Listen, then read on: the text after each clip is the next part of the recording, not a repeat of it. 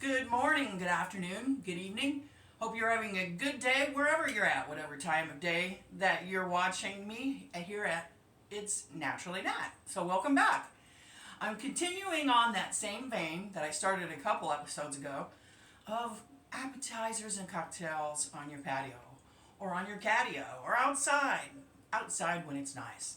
And I was thinking of different things to do, and I was feeling this retro thing lately, whether it be going back to tiki times of the 1950s to in the 60s to more modern. I thought of a recipe the other day that I hadn't, that was kind of trendy in the 90s, and then it kind of just disappeared, and I don't even know if it went around the country. And what that recipe is, and what I'm going to show you today, is a cold vegetable pizza. I don't even think the recipe had a name. I'm looking at my old copy, and again, this is from the way back days, and this is Xerox from where I used to work. One of my bosses in one of the departments I was in Xeroxed this recipe for me because they would have little snack days on Fridays, and she brought this in and it blew my mind. And sometimes I think it's called veggie pizza, veggie cold crescent pizza. I don't know. It didn't seem to catch on to me living out further west like it did where I was when I lived in Nebraska. So I don't know. I don't know how big of a sensation it was. So it's a cold pizza. It's nothing really like pizza.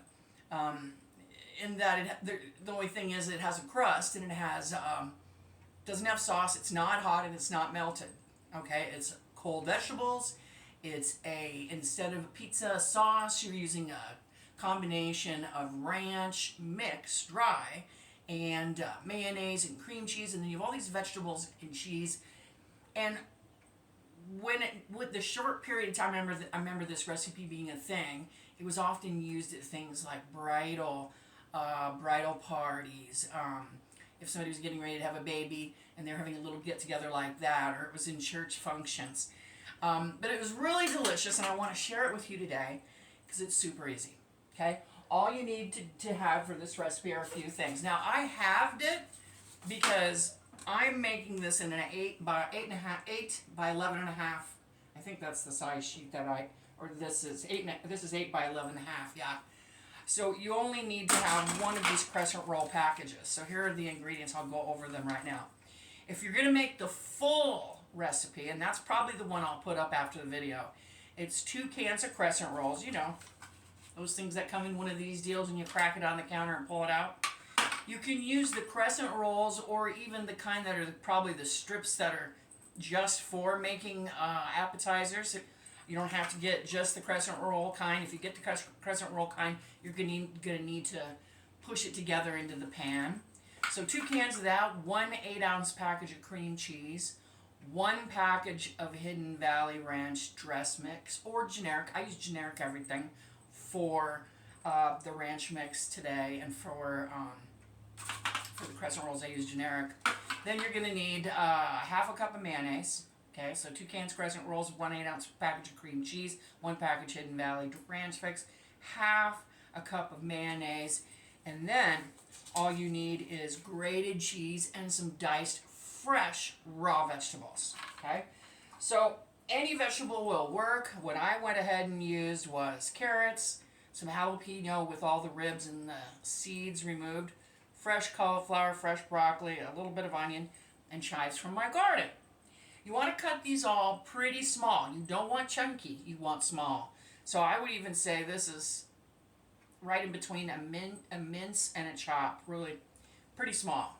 Okay, same with the cheese. Now you don't want, the amount of cheese is up to you. I'm going to say whether you make the half recipe, that's what I made with 1 crescent roll package and a half a thing of cream cheese, and what did I use, a 1/4 cup of mayonnaise, or you use the full. The amount of cheese that you want to use is up to you. Don't get the pre-grated kind like I always tell you, especially not with this one.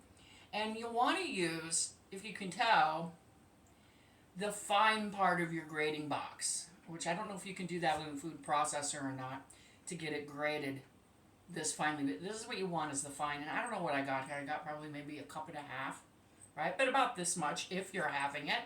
If you're not having it, then you're going to want double this. Okay? So the first thing, and this is such a wonderfully super easy fun thing to do for entertaining. The first thing you want to do is crack open that crescent roll, preheat your oven to 375, and then go ahead and spread it out in your pan, whether you're using the 9x13 pan for the full recipe, or if you're halving it like me and you're using this what is this, 8x11.5 pan, you want to go ahead and put it on the bottom like this. Those little holes, if you can see them, you want to dock it. So press those seams together. See this, I had the seam kind because this is the crescent roll, not the appetizer / crescent roll kind. I docked it and then I baked it. I baked it probably longer than you're going to have to. I baked it for about 14 minutes, but my recipe says, especially if you're at the lower elevations, maybe 11 to 12 minutes, but mine was like 14, okay? So you get this pretty light golden color. And then what I did is I threw this in the freezer because I'm going to actually bring this to a function today, and I wanted to hurry up and get it made and get it chilled for about an hour before I go to my function, okay? So bake it off. You can go throw it in your refrigerator or your freezer or outside if it's winter and let it cool off, but you want this to be cool room temperature, which it is right now, okay? Then you'll want to take your mayo, and that's one time I say don't use generic. I use Duke's and I swear by it. Your cream cheese, and then since I'm halving this, I'm not using one packet like you would if you were making a whole version of this. I used a half a packet.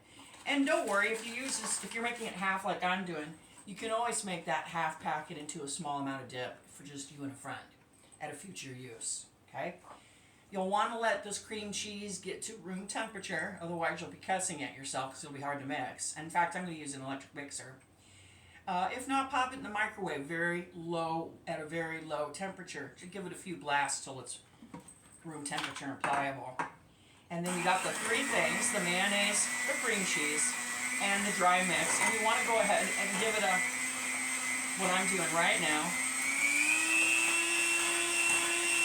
a good mix through. And it's not going to take long if you're smart and you set your cream cheese out in advance, which I never remember to do. But I give it that short blast on the microwave. And get it nice and mixed together like this, okay? Then the next thing we're going to do is we're going to put this out. We're going to use our inverted spatula, whatever this guy's called, I always forget, onto our crust that's cooled, right? And the idea of this appetizer, and you'll cut it into little pieces when it's all done and set up. The idea of this appetizer pizza is that everything's nice and cool and crispy, hence the ranch, hence the fresh vegetables. So it's kind of a hilarious name to even remotely call it a pizza, because while it is some sort of crust with things on it and cheese, it really doesn't resemble pizza in its traditional form, okay? I bet if you really got to hankering and really liked this spread that goes on top, this cream cheese, mayonnaise, dry ranch spread, you could make it a little thicker by adding a little more mayo and a little more cream cheese if you really love it. I love it. Isn't anything better with cream cheese and, and ranch on it? But what I'm making to half this, which technically isn't really halving it. Halving it would probably be using a 8x8 square pan. I'm actually shrinking it by, I guess you'd say, a third by not using a 9x13. I lost my train of thought where I was going with this, but I guess that you're not quite having it, but you could have more of this yummy dressing if you so want. You want to get it on there evenly. And then the next thing that you'll want to do is you'll want to go ahead and put your variety of toppings on that you've chopped finely, okay? I was going to put radishes on here because I thought it would look pretty, but then I realized a lot of people don't like radishes, which is unfortunate because I love them. But I'm going to go ahead and put down, and I'll probably have extra. And if I do, that's fine. I'll throw it in my salad that I'm going to eat tonight for dinner. I'm putting my broccoli down. And I've always thought And every time I've ever had this, that broccoli and cauliflower work really well together. But maybe I'm just biased because I love broccoli and cauliflower, but they do really work well. I put in a little of this jalapeno, but with all of the pith and the seeds removed, it's really not much hotter than a green pepper. I wouldn't mind it hot, but you know how people are. So not everybody likes hot. And then my diced up onion, because you gotta have onion, folks, right? You gotta have onion. And I wished I had some green onion, but I made some pizza last night that with green onion in it. So all I have for the light flavor of the onion is going to be this chives here, which I didn't have a lot in my garden, so there won't be a lot of those necessarily. And then I'm going to save, I'd have some left over, and I knew I would, no problem. I'm going to save these for the tippity top once I get the cheese on next. And that's where we're going next, is we're going to go to our finely grated cheese. Again, I'm probably going to have some left over, maybe not. I don't mind going heavy on the cheese. In fact, before I get this too cheesy, I'm going to take my hand, I'm going to press it down ever so lightly into that sauce that we made, if you will, with the cream cheese. Just so the vegetables stick in there. So once I cut these and people pick them up and eat them, all the toppings won't go sliding off. All right? Now, back to my cheese building. Then I'll probably do it again with the cheese. And then when I get done with that, I'll probably pop it into the refrigerator for about an hour. And then I'll take it to my meeting, right? Where this will be more than enough of a little snack for 4 of my lady friends. Well, 3, including me. Actually, I used all the cheese. That was a good guess on my part. So, it looks like this. I'm going to take my hand and lightly pat that down again. Now I'm going to go ahead and add a little more green. I'm going to add my chives, picked right out of the garden. That was a good judgment call on my end. That looks pretty. And then I'm going to let this set up again, like I said, half hour, somewhere in there. It doesn't take long. And then once it's set up, I'm going to attempt to cut it, maybe put it on a pretty plate and bring it with me. Or you could just bring it to the party like this and cut it. But for now, until I chill it, this is essentially done, and it just smells like spring and summer. It smells like good, raw, fresh vegetables out of the garden. This is one pizza where you won't have to guilt yourself for eating, because as you can see, it's kind of on the healthy side. That's really not a lot of cheese. It looks like it is, but it isn't, because it's finely shredded, right? And the rest is just vegetables with a little bit of dough, okay? I'm going to take this and I'm going to enjoy it and eat it and make this spring, this summer. You could make it in the winter or the fall too, but it just reminds me of chives shooting up out of the ground in the spring. This delicious appetizer, cold pizza. Have it with, I think it would be really good with some Chardonnay or Pinot Grigio, but it could be good with anything. A crisp beer, a spritz, a wine cooler, a glass of lemonade. All of those would be good with this. But make this and enjoy it. And I hope you're having a great day wherever you're at watching this. And I'll see you next time.